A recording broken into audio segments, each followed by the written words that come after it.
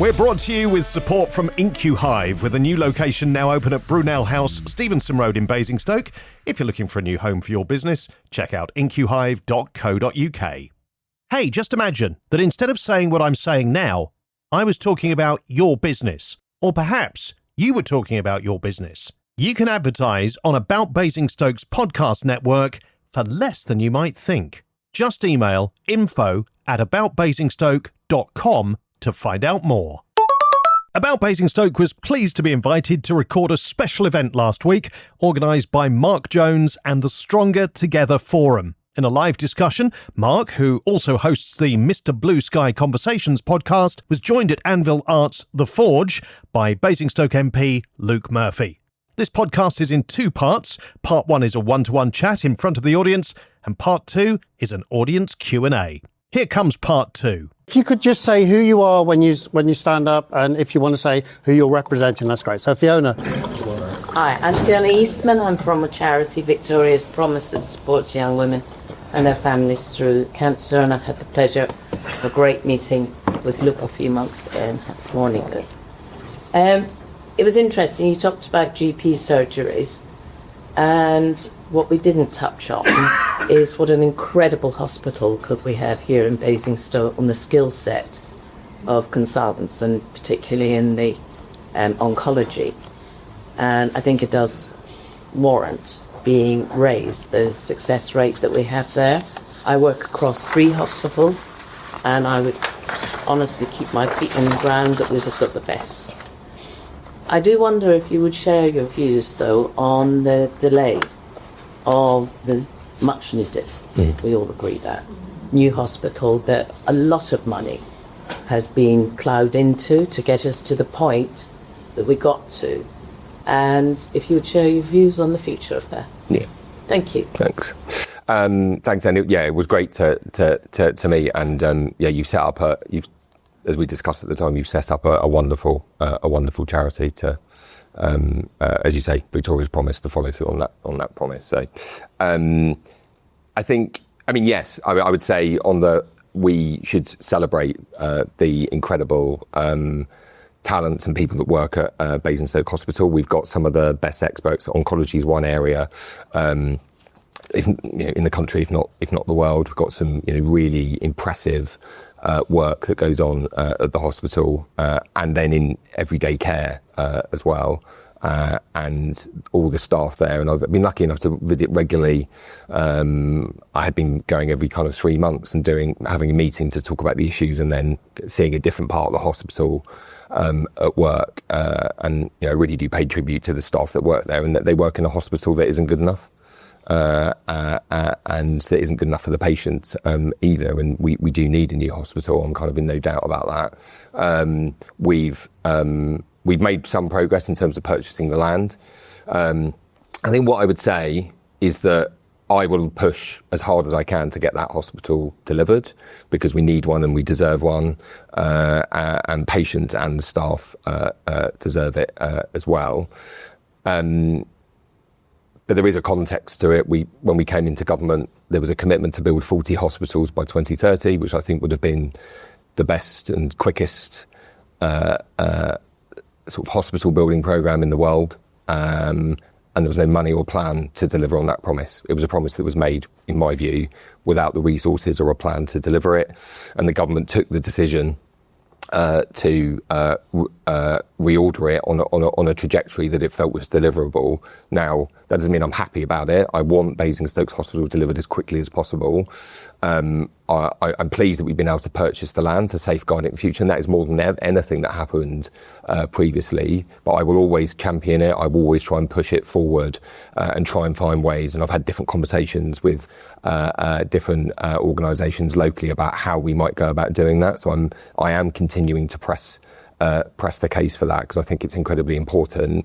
But I'm not going to sit here and say I can definitively bring it forward, because I just think that promise that was made by the previous government was never realistic.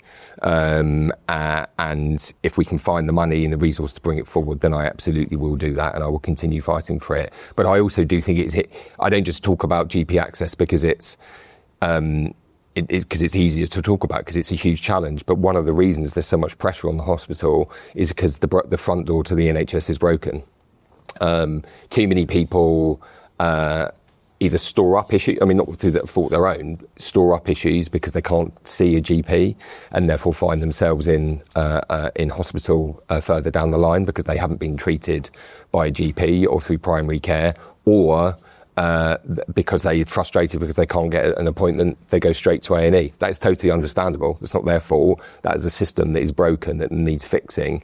So we do help the hospital by fixing the GP services. We also help the hospital by doing what Andy's doing, which is running towards the problem of social care, which, as I said at the beginning, it's been 30 years, promises, probably as many reports I think have been delivered on social care, and that will help the hospital as well, investing in social care. So I will continue to fight for the hospital, but it is only one part of the puzzle, and there are other things that we can do to support as well, and radically improve the healthcare that people have access to in Basingstoke. Next question, he says. There we go.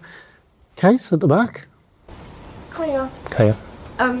So, we did a £2 bus cap, and that's also amazing. But for myself and other people that I know have been affected by the companion ticket for the disabled bus pass being Tavy Way, and also the 9:30 a.m. disabled people can't travel for free for that. I was just wondering if anything's going to happen regarding that. Yeah, so I'm really pleased that he's introduced the £2 bus cap. I think it's incredibly important. The rail freeze that the government brought in was really important, but more people use buses, and we need an improvement in our bus service as well as making it more affordable. And I'm hopeful for what there's going to be a reorganisation of local government, which you may get onto if someone asks, into a North Hampshire authority, and I really hope that through that we can get a better grip of our buses so that we can have better bus services. That decision was taken by Hampshire County Council. I think it was wrong. I campaigned against it. I told them I thought it was wrong. They did introduce a kind of discretionary system where some could keep hold of their bus passes, but it's absolutely not enough. So I would like to see that change. I will continue pushing them, and once there is a new authority, I will push for that as well, because I don't think a 9:30 arbitrary 9:30 cut-off is just is arbitrary. It doesn't really work for most people, and also assumes somehow that they aren't going to work or doing things that or don't have a GP appointment at 9 a.m. It doesn't really reflect the reality of people's lives. I have to say, they said it was to save money. We're making a kind of really clear political point here. So at the same time, they are spending £500,000 bringing a legal challenge against the Secretary of State for his decision around local government reorganisation, which is broadly supported across North Hampshire, which I think broadly reflects the geography, and to spend £500,000 on a legal challenge, which they know is likely to fail, is outrageous, because they could be spending that money supporting bus fares and maybe reintroducing schemes like that. And that's, for me, is a matter of priorities, and they're showing what their priorities are. And I'm looking forward to a new North Hampshire authority as part of that. Hey, I'm from the Exit 6 Film Festival in Basingstoke. So my question to you is just, are you a film fan, and what is a favourite film of yours? Oh my goodness. Sometimes the easier questions are deceptively difficult. Oh my goodness. Firstly, congratulations on the recognition. Do you want to say what that was? Exit 6 is now a BAFTA accredited film festival in Basingstoke. Brilliant, well done.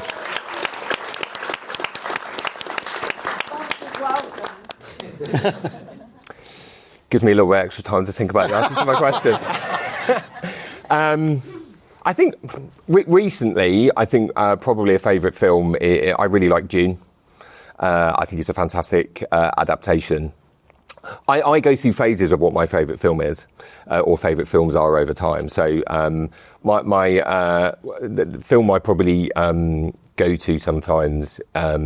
I've now forgotten the name. Give us a clue.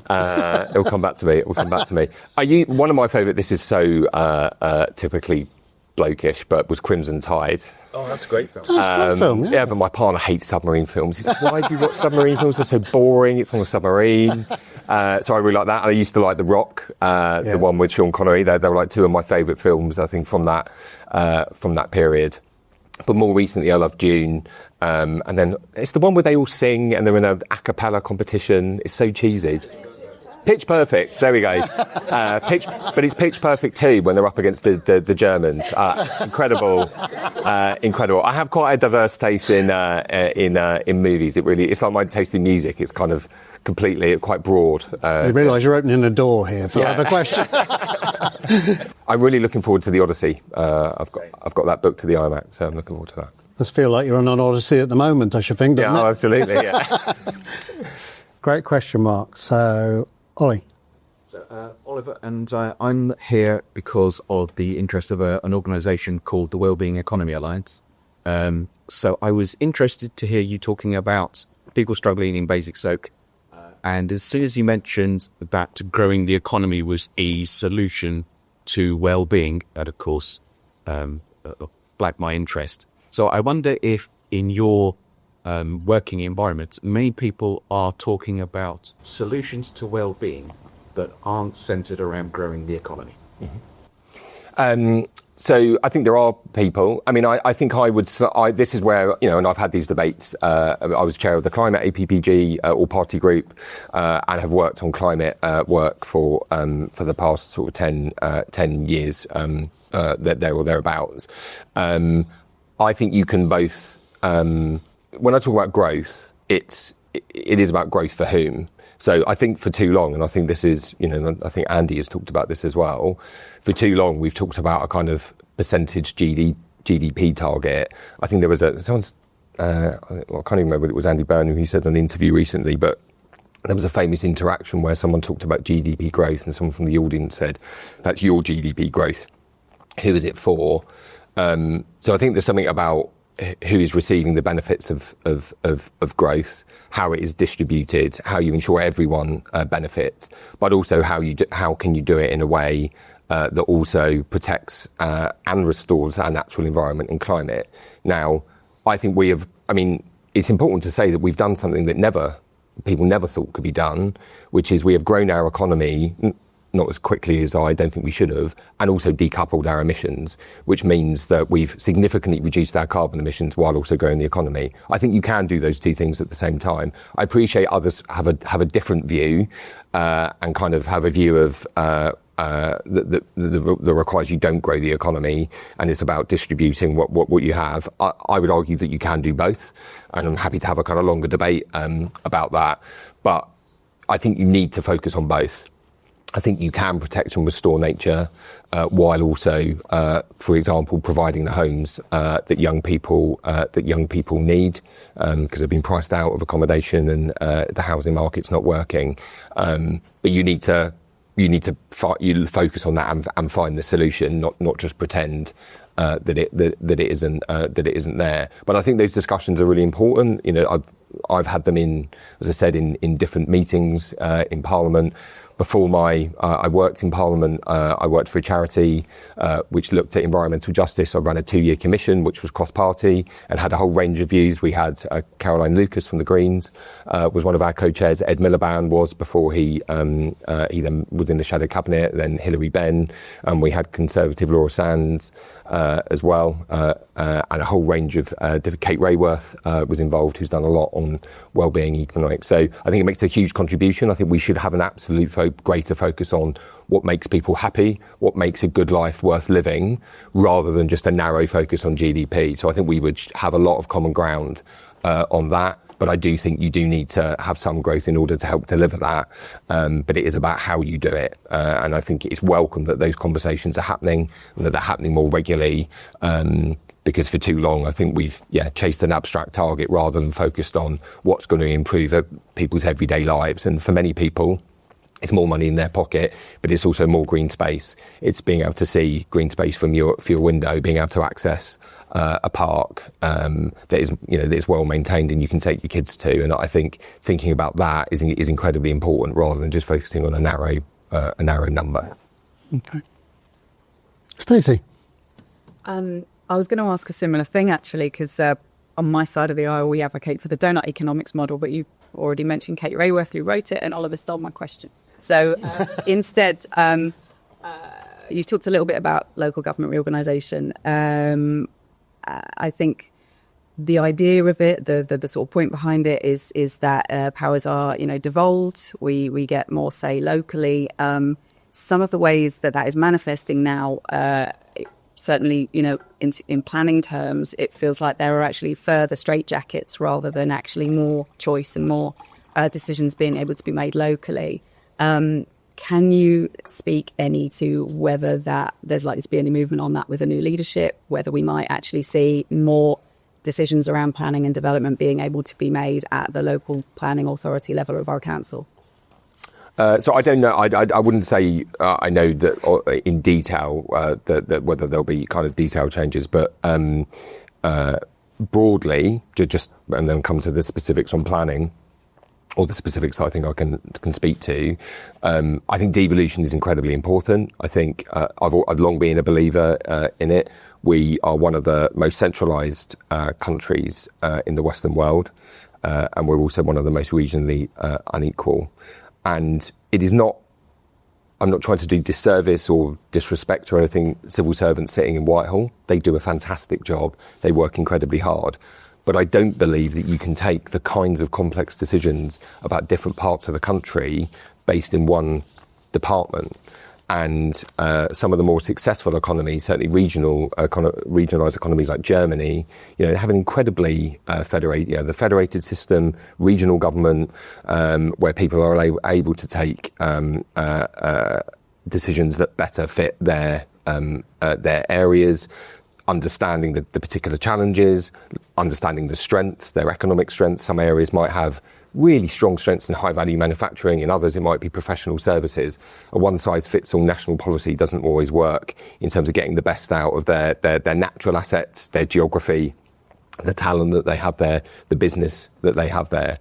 And I do think that will involve devolving taxation powers as well, because that's one of the things that we've never done in here, really, and that is required. And people sometimes point to Wales and Scotland and say, well, devolution hasn't delivered, because if you look at some of the metrics on health and education, there hasn't been but actually I would say that there's too much centralisation in there needs to be more devolution down to the local level. So I think it's incredibly important, and that's why I think the mayoral model was important as well, so that because then you have a kind of a set of powers that sit at the kind of regional level, if you want to call it that, and then more powers at the what will be a unitary authority as well. I mean, in other areas, so for example, in London, as an example, they have the London Plan, and the London Plan sets standards across the area rather than the NPPF, the National Planning Policy Framework. So I think there is scope to have that change. Whether that means individual unitary authorities, I'm not sure. It might be at the mayoral model level, and it really depends on how quickly the different powers get devolved. I do think in some areas you do need some consistency. Like I don't believe that you can't and shouldn't have national standards, and I think it is one of the challenges. I think is having different rules in too many different areas, where someone operating one area suddenly finds much greater challenges in another. So I think we need to find a way to ensure that in some areas you're going to have national standards that need to be followed, while also giving much greater freedom in other areas and ability to innovate, etc. So I mean, I think on planning,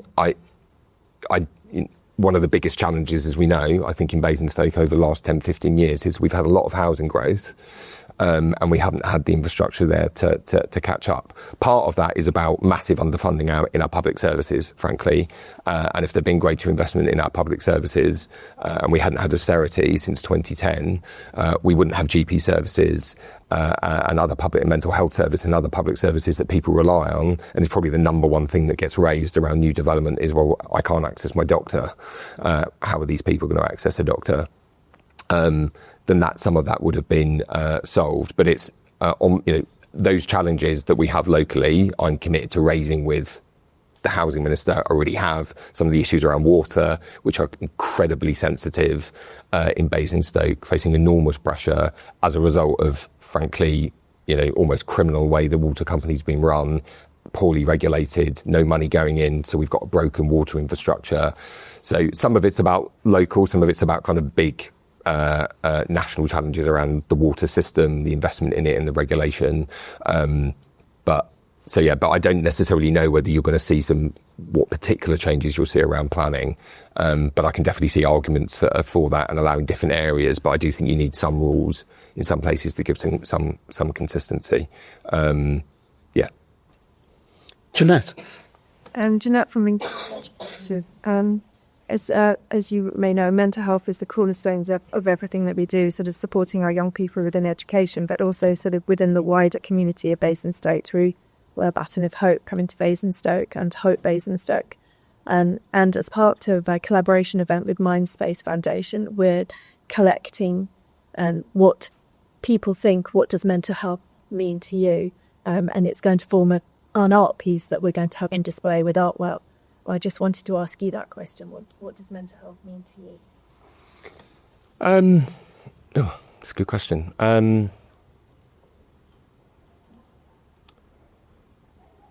I guess there are different things, actually. I think my immediate reaction sometimes is challenges, like the challenges that it's bring. I've suffered from mental health issues in the past. I've had depression. It was kind of quite a few years ago now. And I think we are better as a society about the fact that we are able to be more open about those challenges. So I think challenge, because it can mental health issues can prevent people living their lives in the best way that they should be able to. But the focus on mental health also means, I guess on the flip side, means well-being, going back to that, and how do we focus on the things that make people happier? And for some people that will mean who are either in crisis or facing chronic issues of mental health. It means ensuring that the public service support through the health service and education is there to support them. For other people, it's about doing things in every part, mental health. And it is well-being. I think that they are essentially the same. Means not having a siloed approach to mental health so that just reacts to people when they're in crisis, although that's incredibly important. And it's not, the service isn't good enough at the moment. We need to see improvement. Or people that face challenges that are more day-to-day, that are more temporary, that need support. But then also, how do you design in thinking about mental health through the whole part of the system? So how do you do it in planning? Ensure, as I already said, access to green space. How do you do it in social media? I think going back to the things I'm proud of is the social media ban. Not everyone agrees, and I've met some young kids who vigorously disagree with it, and I totally understand that. But it was causing in my view, causes a great deal of harm and mental health harm. So we need to think about mental health across a whole range of things: social media, the physical space that we live in. So I think about challenge, and I guess I also think about well-being. I don't know whether that will fit on a post-it note. Yeah, that's a big post-it note. Andy, I think I could see it's you. It is you, yes. Yeah, morning, Luke. Hello. So I would say that locally we're in and have been for some time, a really stagnant property market. It's a perfect storm at the moment with partly planning and speed and red tape, but also buyers' confidence, and even worse than buyers' confidence, lenders' confidence. There's been a lot of sound bites since Andy was elected about changes to taxation policy. It's clear there's some sort of stimulation needed, whether that's a version of Help to Buy or something of that ilk, but main contractors are stopping building, subbies are being removed from sites, speculative investors aren't buying, they're keeping their cash. So I just wondered if there's any early news on how anything might be kick-started. So I think you're right, and that economic confidence I don't think has been there in the way in which we would like. I mean, I do think some of it is affected by obviously the international Iran. I mean, we were in a good trajectory, probably better than I think was maybe the perception. Partly because I think sometimes we were maybe talked talked down a bit, probably weren't as optimistic about the economic situation, recognising there were problems, but actually also recognising that we have huge strengths economically. And so I think Andy's approach of being more hopeful and optimistic can help build confidence. And I know that's not policy, but actually that matters to give people the confidence in the economy again. I think the government's already made changes to planning. I mean, there's different views on the benefits of that. Huge changes on planning, certainly for new infrastructure, energy infrastructure, the stuff that we need to get the economy going, to get stuff built that's going to generate power, that's going to deliver the homes that young people need. I do think there was too much uncertainty around the previous budget, where there was kind of months of uncertainty, and I don't want to see that in this budget or the one that's going to come later this year or future. And I think that is recognised. And he's talked about investing more in housing, including in social housing. So I'm hopeful that we might see more capital investment going into housing as well. On your specific point around the stimulant, I think there is room, and the government does have a scheme in terms of the mortgage guarantee scheme. I think the challenge with things like Help to Buy is that most of the evidence that I've seen shows that actually it kind of propped up the market, but didn't really help that many people that otherwise wouldn't have been able to buy their homes, to buy the homes, and then some people are in difficulty as a result. What we need is to continue to have a stable environment, to try and bring interest rates down. We've had 6 interest rate cuts since being elected. Obviously, we're not cutting them ourselves, but that is a result of the economic management. We need to see more of that. Iran makes that challenging. I mean, there was no doubt about that, because they're worried about upward price pressures in the economy at the Bank of England. But we need to find ways. And I think the cost of living interventions, bringing down inflation, will hopefully give them more hope that they can then bring down interest rates. I think we need to see a lower interest rate environment. That's probably one of the biggest things that we can do to help boost confidence, I would say. And then I think there probably is scope to look at, is there anything else we can do to assist first-time buyers? I think it's really worrying, actually, the number, where first-time buyers have, the average age of first-time buyers got to. I think there's now a record number of young people, I can't remember the exact bracket, but living at home with their parents. And that has all sorts of knock-on consequences, because it means that they have children later. They're planning for their future. It has a whole number of consequences. So, I can't say right now exactly what's being planned, but I don't think what you're saying is unrecognised. I think that is there, and there is. I was on a panel the other week talking about this issue, looking at what more could be done actually to help first-time buyers. But I recognise there is a confidence issue. We need to restore that confidence, get the economy going, and ensure that more people can buy their home, because that's what most people want to be. To be able to buy a home and set up family and grow their family and look forward to their future. So, but happy to have a longer conversation about it. But definitely, those challenges are recognised. I think we have time for a couple of more questions if anybody's got them. Matt. Hi. So you touched on it briefly already about water complex. I seem to be reporting in it every week something like Southern Water have done this, Thames Water have done that, look over extraction and sewage being dumped.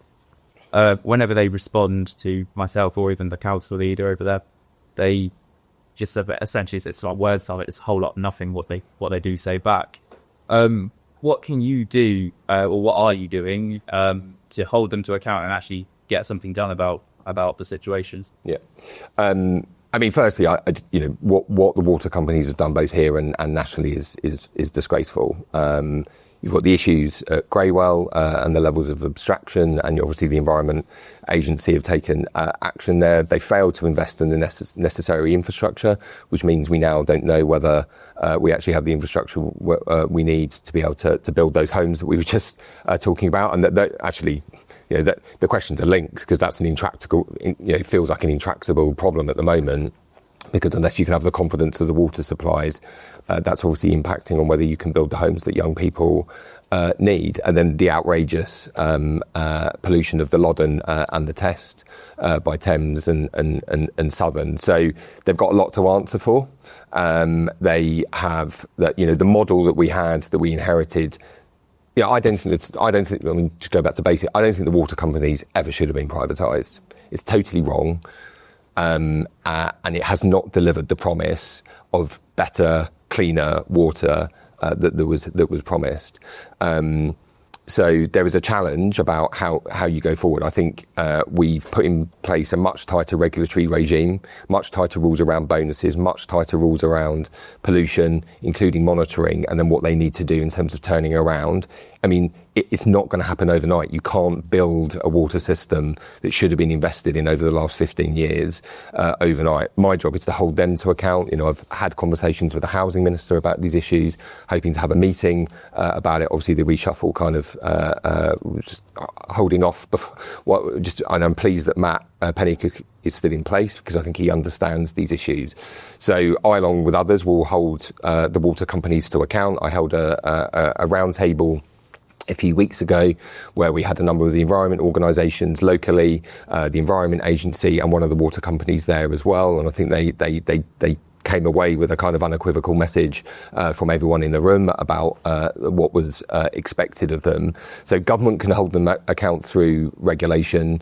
I think Andy's been clear that he wants to potentially go even further, and I think that's the right thing to do. But I will hold them to account both personally through correspondence and meetings in Parliament, given the opportunity, and also raising the issues with ministers as well, and also working with the local authority on it as well. I mean, it really is quite disgraceful, and it actually speaks to, is one of those, I think, it's a bit like potholes where it just, crap in our rivers. It's like, seriously, like we're a modern developed country.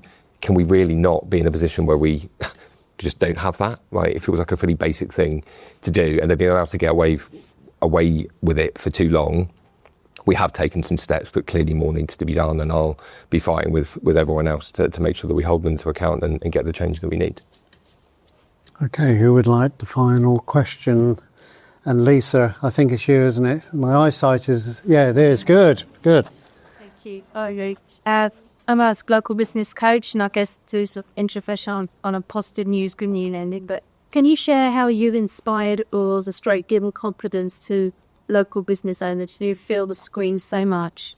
Yeah, it comes up every day in my job. Yeah. And just give us some examples, perhaps. Yeah. I mean, firstly, I'd say by fighting their corner. We've got, we are, as I said earlier, like Basingstoke is packed with incredible number of businesses, large and small, and they are the lifeblood of the economy, and business helps generate all the money that we need, the economic growth that we need to be able to invest in our public services. So, and I think we've got a really innovative business community in Basingstoke. Lots of people setting up some really interesting startups, and I've met quite a few recently, since being elected, in defence, in green energy, in tech, which makes me really excited about the future. The way in which I try and support them is by having their back, making the case around business rates and things like that for hospitality, and please Andy's moving further on that.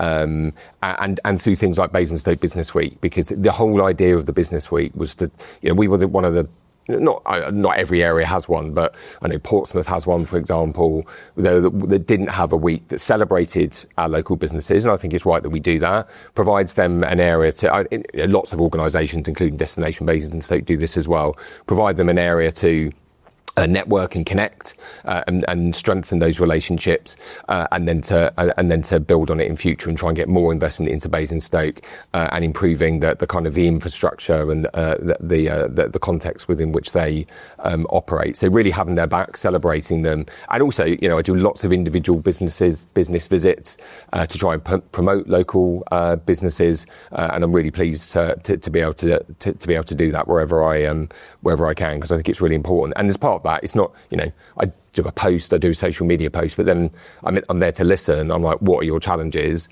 And then, as I was saying earlier, I take that away. Then I take those issues to government and raise them on what I think would make it easier for businesses to succeed and grow. But we're really lucky that we have so many wonderful businesses, and I'm sure you must feel the same if you're a business coach as well. Yeah. And if there's any businesses that you work with, that I can help with. Well, everyone in the room has now heard the default answer I have to invites is yes. So I'll no doubt be busy in the that diary's going to fill up, and you know, and that's it. I was feeling in a way we're a bit like in a football match. We're at half time because you know there's not an election coming for a couple of years now. We've been told by Andy Burnham, you know. So you've got to the first half. What's the second half looking for? You know, what do you hope in the next couple of 12 months, 24 months? I want to see progress on the things that matter to people here. So I want to see further. You know, I think we've done some really good things.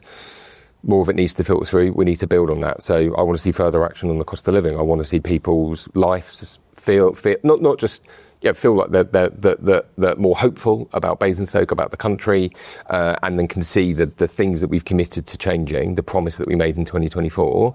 That people can see in their everyday experience that those things are improving, that it's easier to get a GP appointment, that the education system is working better for their child, whether they have a complex need or not. So that they see the difference of our investment in policing. You know, I want what I've always wanted since I was elected, for things to be better for our town and for our country. And that's, you know, and I'm optimistic about that. I'm not saying it's going to be easy. I'm really pleased that Andy's taken on the social care mantle and that challenge, but it's not going to be easy to you know, you've already seen all the other parties, even if they're involved in the talks, kind of attack, you know, change isn't easy, but I'm looking forward to delivering that change and working with everyone in the room to do that, because the change isn't made by me as an MP or just the government alone. It's with business, it's with civil society, it's with local government, it's with the charity sector, it's with the cultural organisations like the Anvil. That's how we're going to build a better Basingstoke. That's how we're going to improve lives for everyone, and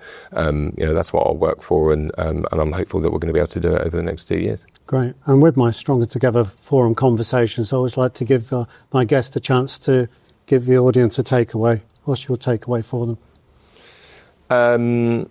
Well, congratulations on being involved in. Is everyone in the room? Everybody's a member. Well, some of them, I'm sure there are plenty of people who are going to be queuing up to talk to me after. Don't want to just give Mark a promotional thing, but I mean, keep doing what you're doing, and if I can work with you in any way to improve Basingstoke in the area that you work in, or you want to have a conversation about things that you think need to change, or a success that you think we need to highlight, or a challenge, please come and speak to me, because you know that's my. You don't have a lever necessarily you can pull as an MP. You don't have direct. A lot of it is about convening, applying pressure, standing up for people, raising issues in Parliament, and we can work together. And I can only know about those things or celebrate things if I've got people coming to me. So if there's anything we can do in working together to make Basingstoke stronger together, then let's have a conversation. Love that. Luke, thank you so much.